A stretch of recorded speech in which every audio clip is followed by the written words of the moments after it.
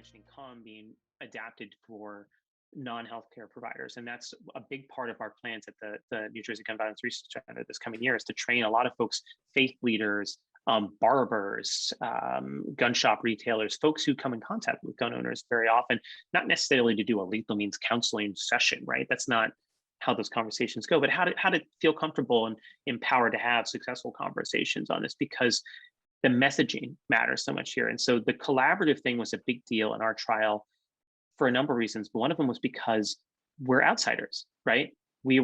Most of us in my trial and on the clinician side were not gun owners. Not all of us. There's some who were, but we're coming from a university talking to service members about their firearms. We needed to be collaborative and very clear that we're not coming in telling what people to do, because we're going to get shut out immediately.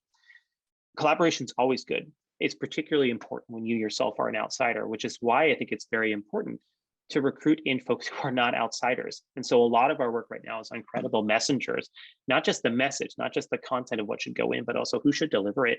And it turns out, a study that I just put out with one of my students, Ali Bond, and Craig and Annabelle Bryan, we were looking at who do folks think are credible messengers to talk about safe firearm storage, which was prevention.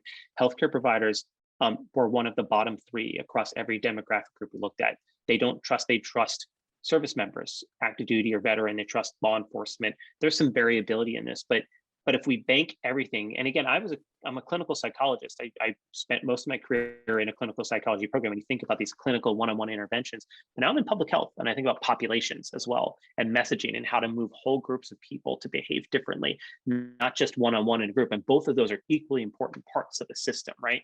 But if you're trying to move populations, you need to message it properly. And that message, the way it's collaborative, the way you're talking about, is by involving the community itself, so that when people hear a message, they hear their own voice and they see their own face reflected and their own values reflected in the message that's coming to them about this. And that's what's going to move people further along to believe less in these myths and to more openly embrace safe storage.